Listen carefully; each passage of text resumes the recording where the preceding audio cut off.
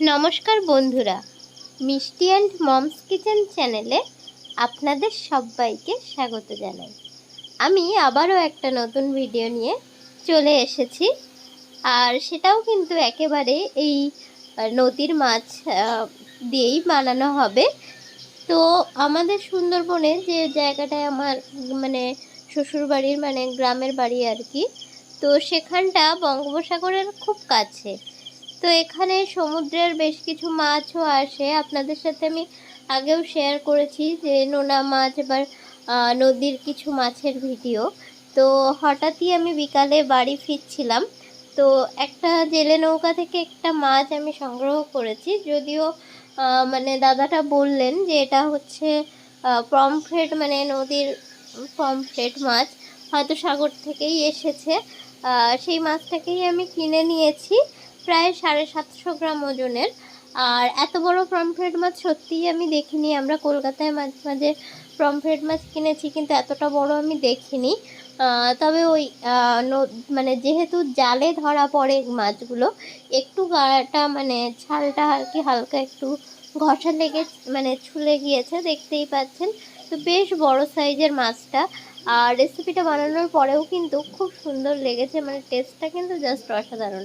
তো মাছটাকে নিয়ে আমি পুরো কেটে নিয়েছি, আর কেটে ধুয়ে পরিষ্কার করে নিয়েছি। তো চলুন এবার রেসিপিটা দেখে নেওয়া যাক।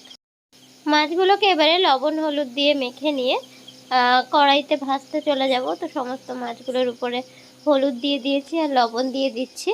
এবার এগুলোকে খুব ভালো করে মেখে নিতে হবে, আর তারপরে গ্যাসে ভাজতে চলে যাব।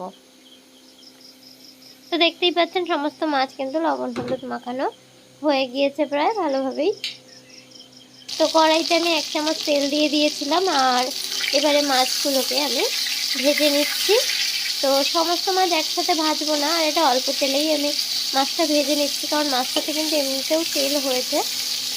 তো কয়েক পিস মাছ প্রথমে দিয়ে দিলাম, এগুলোকে ভালোভাবে ভেজে নিয়ে তারপরে বাকি মাছগুলোকে ভেজে নেব।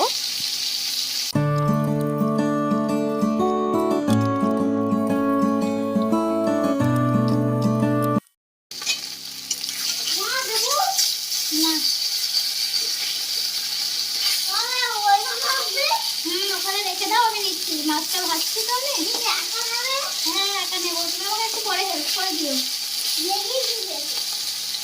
কি লেগেছে তেল? আচ্ছা এখন আমার তেল লাগছে না বাবা। আচ্ছা তো তুমি হাতটা মুছে নাও। তাই তো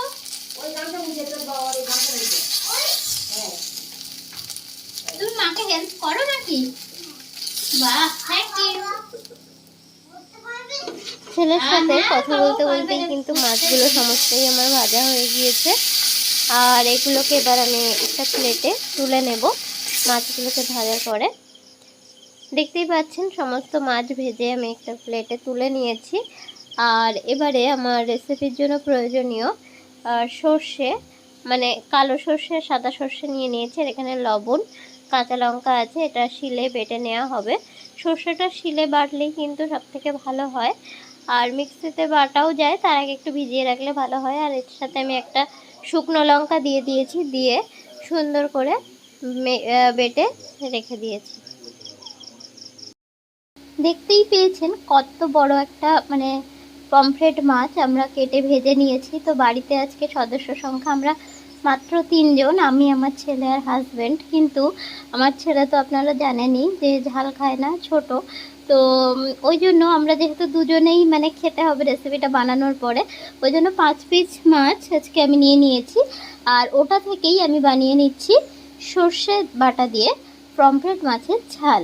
তো এটা বানানোর জন্য যে উপকরণগুলো আমাদের লাগছে চলুন দেখে নেওয়া যাক।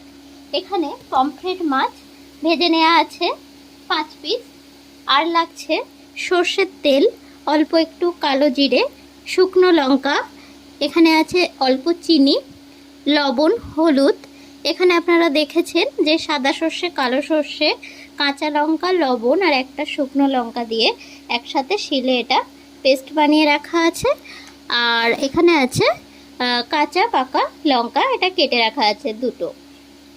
তো এবারে আমি চলুন গ্যাসে চলে যাচ্ছি।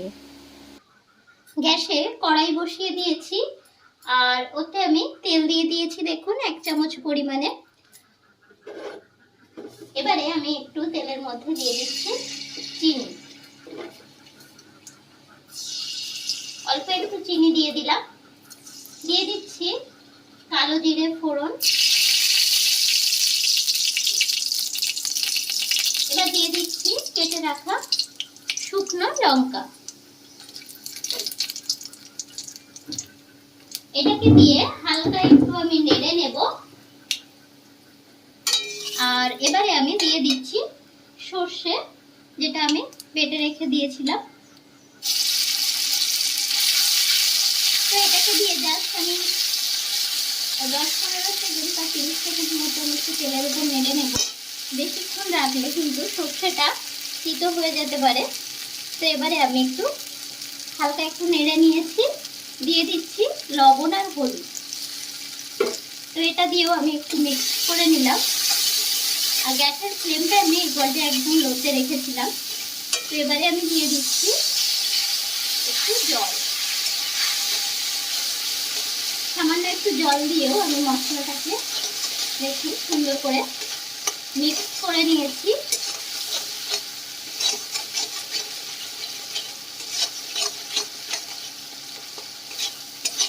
এইভাবে পমফ্রেট মাছ বানিয়ে দেখবেন, এটা কিন্তু সকলেরই খুব ভালো লাগবে। তো এবারে আমি একটু জল অ্যাড করে দিচ্ছি। এখানে আমি 2 কাপ পরিমাণে জল অ্যাড করে দিলাম।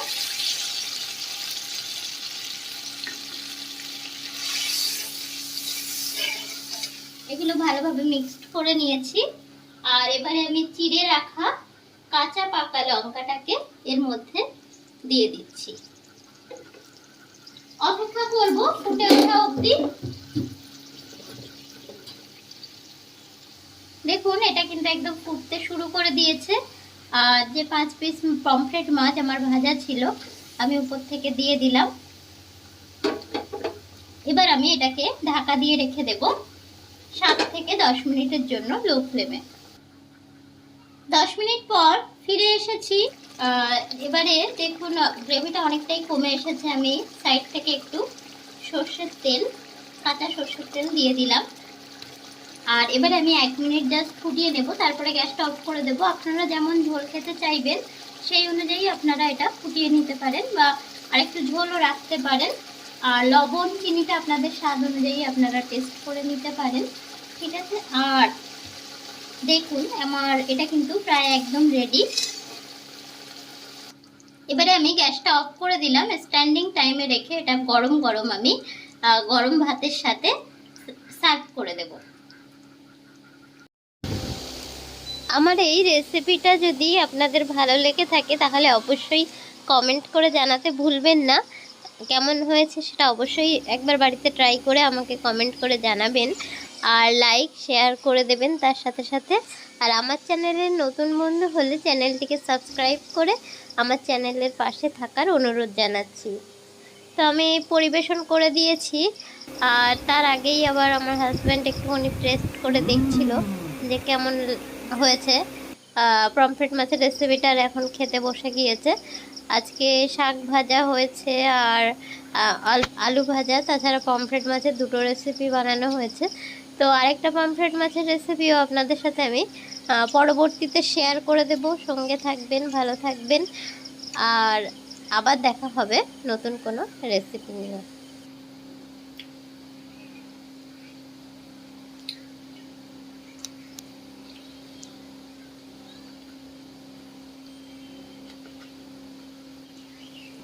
কেমন হয়েছে খেতে? দারুণ।